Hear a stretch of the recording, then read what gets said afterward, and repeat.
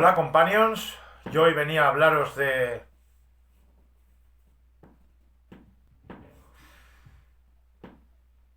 Soy Iron Man.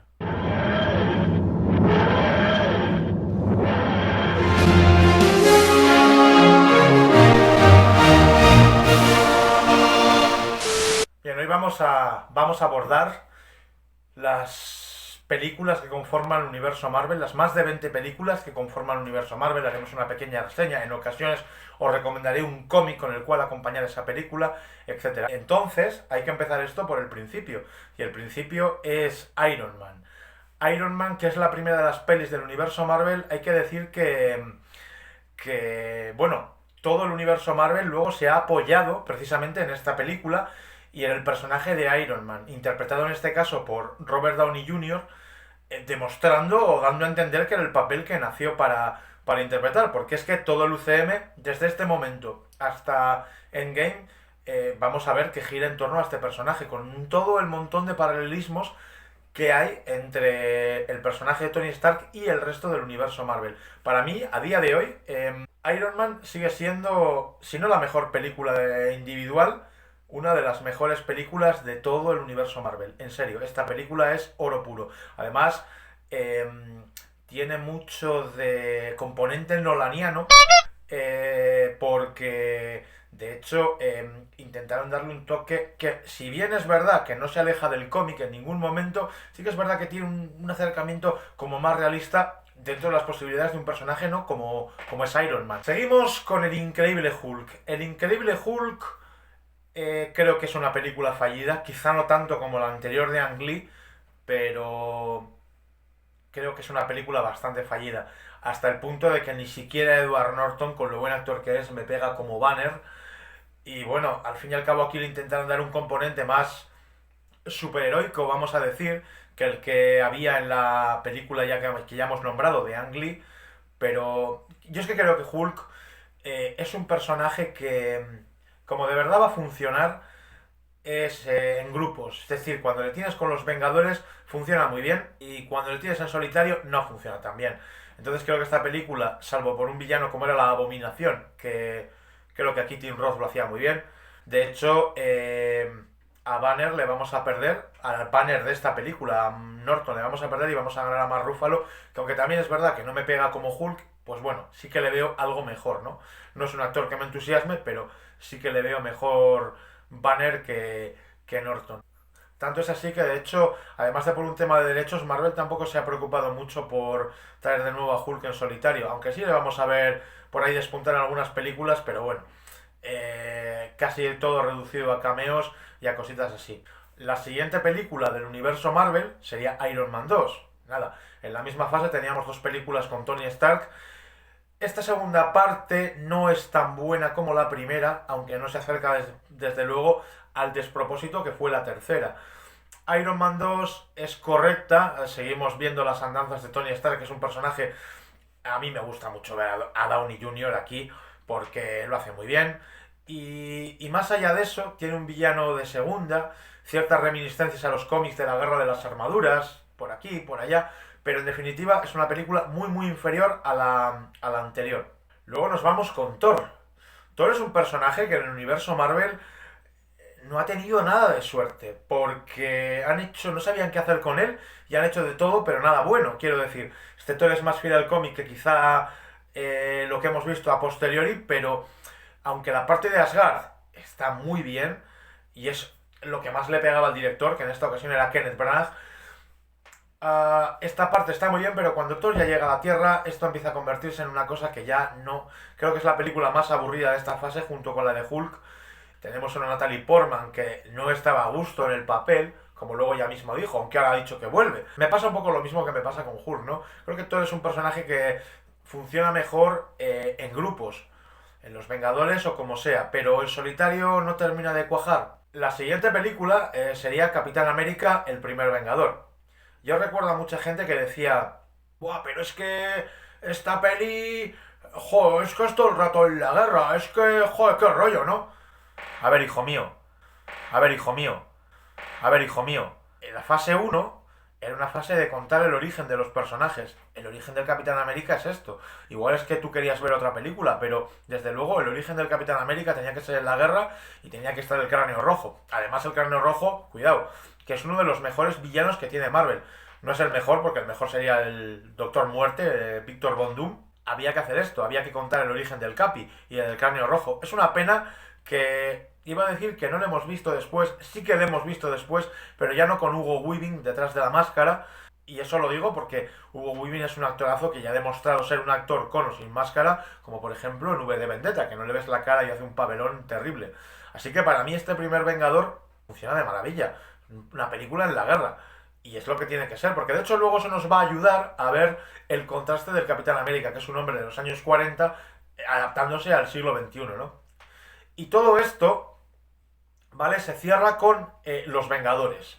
Los Vengadores para mí sigue siendo la mejor película de los Vengadores. Por encima de Endgame, por encima de Infinity War y por encima de muchas otras. Es decir, a mí me encanta esta peli. Los Vengadores fue la primera vez que se compartía un universo y verles aquí a todos juntos, pese a la cantidad de referencias que ya habíamos ido arrastrando, a mí me gustó mucho verles juntos. Fue una película que me hizo pasar un rato la mar de agradable y la sigo revisitando muy de vez en cuando porque es una película que me gusta mucho.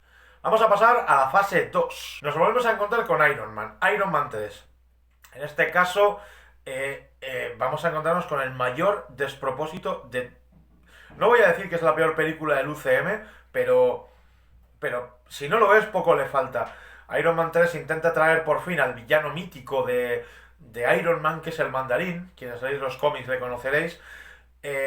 Intentan darle y traen una pantomima encarnado por Ben Kingsley que es terrible, o sea, es lamentable. No hay por dónde cogerlo. Luego además intentan añadir la trama del Extremis, que esto quizás sea lo mejor de la película, pero aquí sí que os voy a recomendar un cómic, que es el cómic de Extremis, se llama precisamente así, escrito por Warren Ellis y dibujado por Avi Granov, que además es el que rediseñó la armadura de Iron Man a como la conocemos ahora mismo, ¿no? Entonces ahí sí que vais a encontraros un cómic con la trama del Extremis que es muy, muy interesante. La siguiente es Thor, el mundo oscuro. Thor, el mundo oscuro, nosotros le dedicamos un podcast en la iniciativa Vengadores, en Evox, y no voy a decir nada que no dijera aquí ya. Es una película entretenida sin más. Intentan meter enemigos mitológicos, que eso es una cosa que a Thor le sienta muy bien, pero creo que se queda con las ganas también. No es una gran película. Si de verdad queréis leer un Thor místico, bueno, un Thor explorado desde muchas facetas, yo recomiendo encarecidamente el Thor de Walter Simonson, porque aquí vamos a ver la vena mitológica, vamos a conocer personajes espaciales como Bill Rayo Beta, en fin. Y si queréis un cómic propiamente dicho como místico, la falta mística de Thor, os recomiendo Thor Vikingos. Este es un cómic escrito por Garth Ennis, al que quizá conoceréis por The Voice. Garth Ennis es un escritor que no se corta nunca un pelo. De hecho, este número de Thor está ubicado dentro de lo que es la línea Max, que es la línea adulta de Marvel, ¿no? Un poco como la línea Vértigo tiene DC o tenía DC, pues aquí es la línea adulta de Marvel. Además, aquí vamos a encontrar con que Thor hace pareja en este cómic con el Doctor Extraño, al que nos encontraremos ahora en un ratito. Pero en cualquier caso, lo que digo, si os gusta ver a Thor con amenazas místicas, sobrenaturales, ahí sí que le vais a ver a Thor bien postrado, sufriendo de rodillas y con toda la gracia barra bestialidad de Garth Ennis, ¿no? Porque además, si ya habéis leído algo de este señor, por ejemplo, su etapa de Punisher en Max, pues os daréis cuenta que es un tío que no se corta un pelo. La siguiente película es una de las más grandes de todo el universo Marvel. Capitán América, Soldado de Invierno. Capitán América, Soldado de Invierno nos va a meter al Capi en el mundo que mejor les siente, al mundo del espionaje. Con ciertos tintes de Guerra Fría y cosas de estas. Ahí es donde el Capi se mueve como pez en el agua. Y en la película está maravillosamente bien adaptado, porque además esto es un cómic de Ed Brubaker. El cómic es prácticamente igual, no te cuenta prácticamente nada distinto. Entonces yo sí que os recomiendo leer primero el cómic y luego revisitar la película, porque os vais a encontrar que, de hecho, toda la etapa de Brubaker en Capitán América es sublime. Es una etapa que de verdad, si os gusta el personaje, no podéis perderos porque es maravillosa.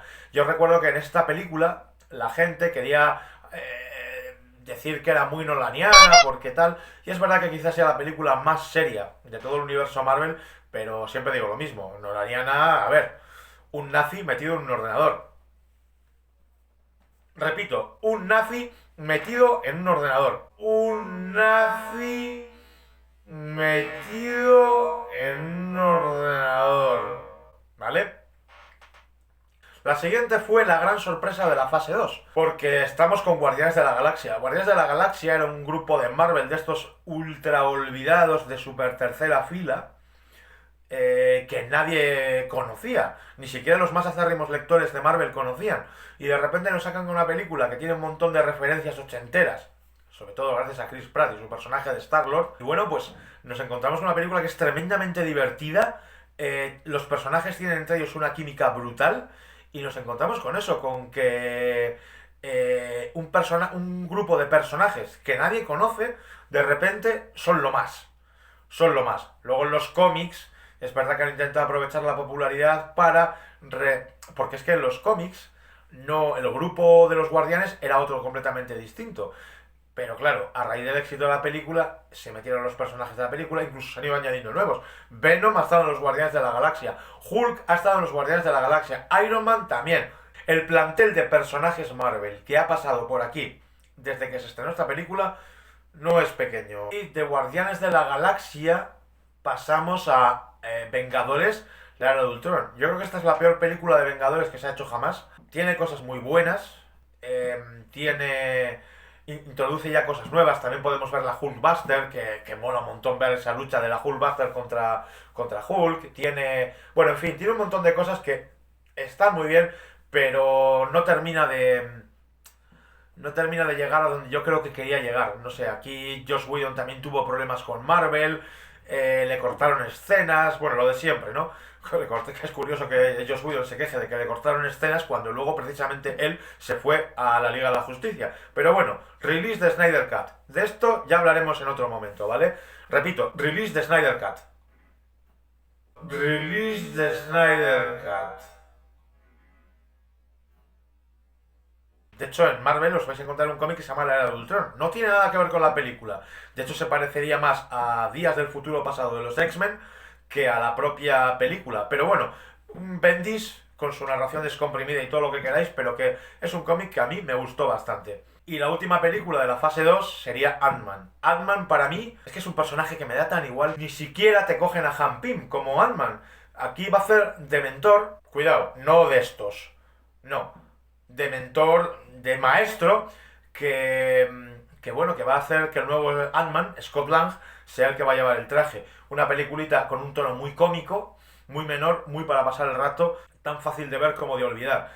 De hecho, Ant-Man en general es bastante olvidable dentro del universo Marvel. Es el personaje gracioso, el alivio cómico, pero nada más. Y nos vamos a la fase 3. La fase 3 empezaba con una película que bien podría haberse llamado Vengadores 2.0, porque es que estamos hablando de la Civil War. La Civil War, no confundir con el cómic, es la Civil War del UCM, del universo Marvel, donde los personajes tienen que dividirse en dos grupos, también como en el cómic, liderados uno por Tony Stark, otro por Steve Rogers. Básicamente, la situación a la que llegan es por una cosa diferente a lo que ocurría en el cómic, pero al final todo acaba en que se tienen que dar de hostias unos a otros. La película me gusta bastante, porque además también fue la primera introducción de Spider-Man en el UCM, cuando Marvel consiguió los derechos compartidos con Sony, ¿no? Y un Spider-Man que visto aquí, me gustó bastante, porque era el Spider-Man gracioso, chistoso, joven, sobre todo, porque Spider-Man en los cómics, no os olvidéis que empezaba con unos 16 años a ser Spider-Man. Aquí han respetado bastante eso, con lo cual yo me esperaba que la peli de Spider-Man que viniera después iba a ser muy buena. Ya hablaremos luego de ello, pero aquí vamos a ver debutar a Spider-Man por primera vez en el universo Marvel. Aparte de todo eso, también debuta Pantera Negra, que luego también va a tener película, también hablaremos de eso ahora en un momento. Pero bueno, en definitiva, yo creo que esta película es más Vengadores que la Era de Ultron. Y un cómic para acompañar esto, ¿cuál si no? Civil War. Por cierto, ¿vosotros de qué equipo erais? ¿De Tony o del Capi? La siguiente que vamos a encontrarnos es Doctor Extraño. Doctor Extraño, que además a mí es un personaje que me gusta mucho, porque todo el rollo de la magia, esa parcela de la magia, no se había explorado en el universo Marvel, en el UCM, hasta que no llega Stephen Strange, ¿no? Además, esta película cuenta con, igual que Iron Man tiene a Robert Downey Jr., extraño tiene a Benedict Cumberbatch, dos Sherlock Holmes distintos, ¿no? Pero independientemente de eso, creo que Benedict Cumberbatch es un actorazo. O sea, hace lo que le da la gana en el papel que le da la gana y encima es que siempre lo hace bien. Con muchísimas ganas de ver la secuela. La verdad es que a mí el universo místico de Marvel me gusta mucho y cuando el Doctor Extraño, yo que sé, estás leyendo Spider-Man y te aparece extraño, de hecho J.M. Straczynski lo utilizaba mucho en su etapa de Amazing Spider-Man o en el Vikingos que hemos mencionado de Thor, siempre es un personaje que mola, siempre cuando se mezcla lo tecnológico o lo superheroico con lo mágico, es una combinación extraña. Pasamos a Guardianes de la Galaxia 2.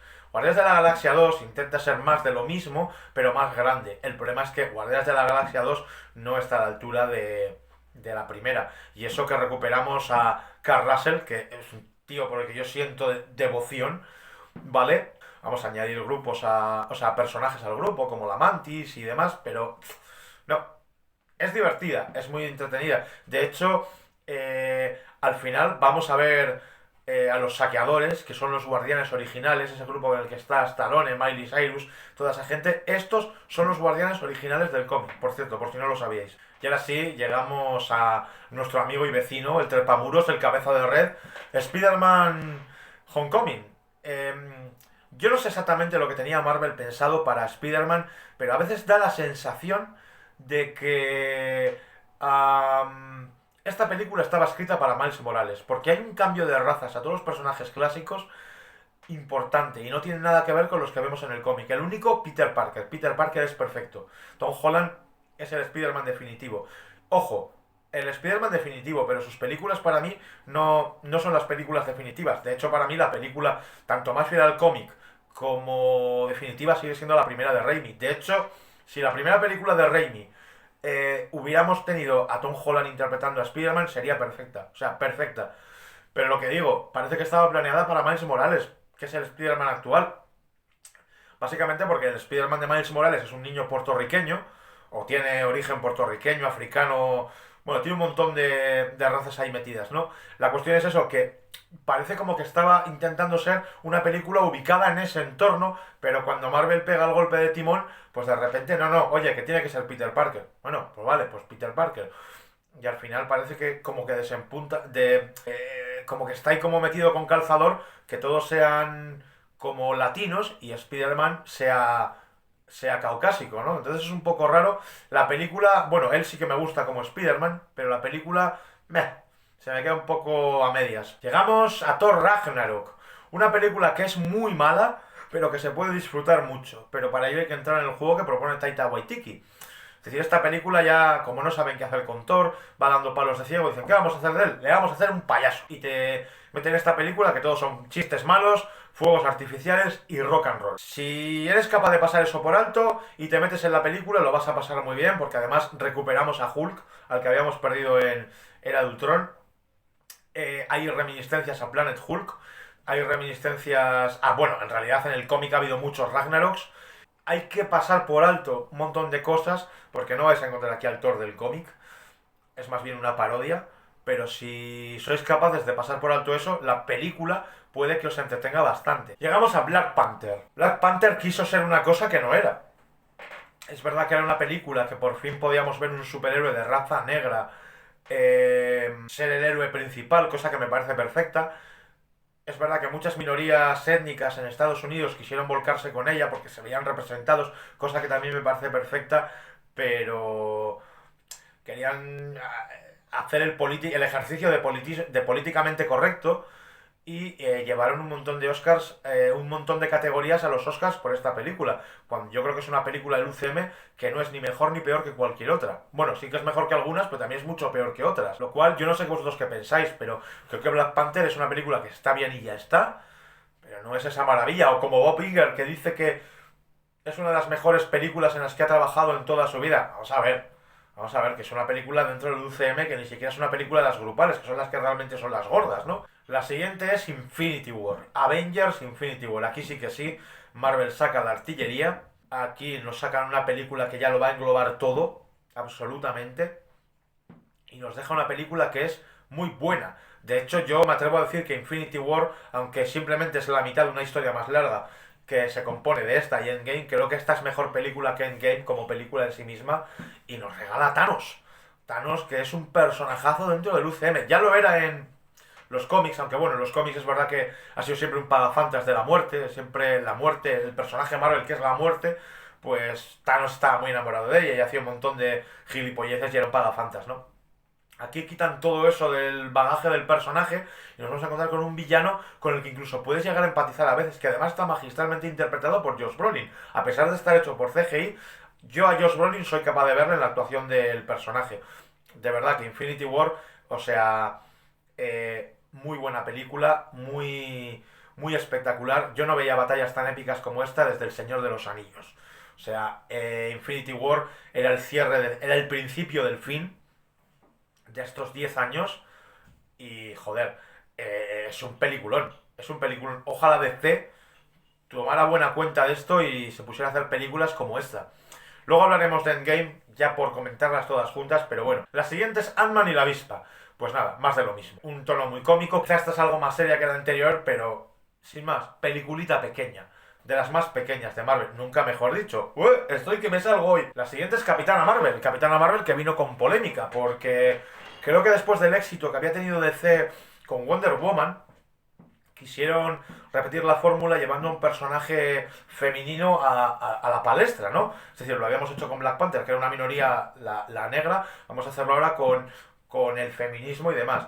Se le ve demasiada intención de ser una película feminista y ya está. Es decir, creo que la trama está a favor de eso. En lugar de darnos una buena trama como tal, se preocupan más de hacer una película feminista que otra cosa. Cuando, por ejemplo, en el caso de Wonder Woman, es un personaje que ya por sí mismo, por cómo se creó, por todo lo que ha supuesto durante tantos años, era un personaje que no necesitaba envolverse de todo eso. Le salía solo. A la Capitana Marvel no. Aparte está el hecho de que Wonder Woman es un personaje que está creado en el año 41, con lo cual la cantidad de años de bagaje que tiene es tremenda y es un personaje muy conocido y muy querido. La Capitana Marvel como personaje, pues bueno, mira, sí, mira que tenías personajes femeninos buenos que llevar. Mira que tenías ahí a la Viuda Negra, que la podías haber de una película hace mucho, y le das a Capitana Marvel. A ver, o sea, para mí esta película se le ve el truco. Y además, que por muchos mil millones que recaudara, para mí es aburrida como su puta madre. Llegamos a Endgame. Endgame, una película a la que hay que perdonarle muchas cosas. Son 3 actos, el primero y el segundo.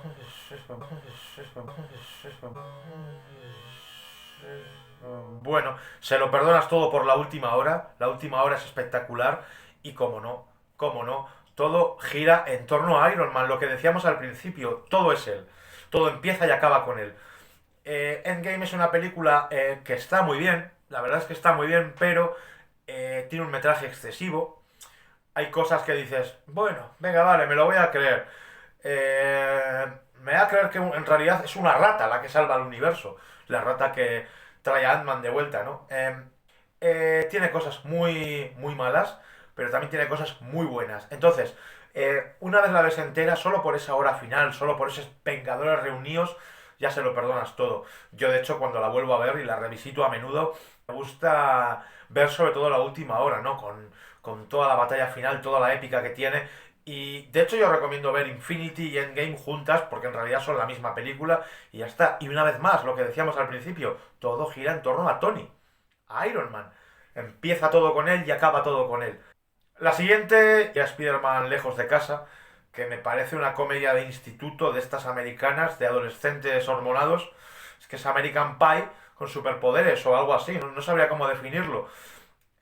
Volvemos a lo mismo. Peter Parker espectacular. Todo lo que le rodea, una mierda. Y eso que está Misterio, que bueno, habríamos ahí la posibilidad del multiverso, todo era mentira.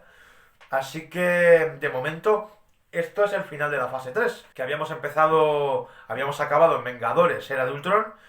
Así que con esto acabamos la fase 3 y ya nos quedan todas las películas que van a venir en fase 4, Viuda Negra, Eternos, etcétera. Pero de eso hablaremos en otra ocasión porque todavía no las hemos visto. Así que chicos, gracias, un saludo, suscribiros si os gusta el vídeo y nos vemos pronto.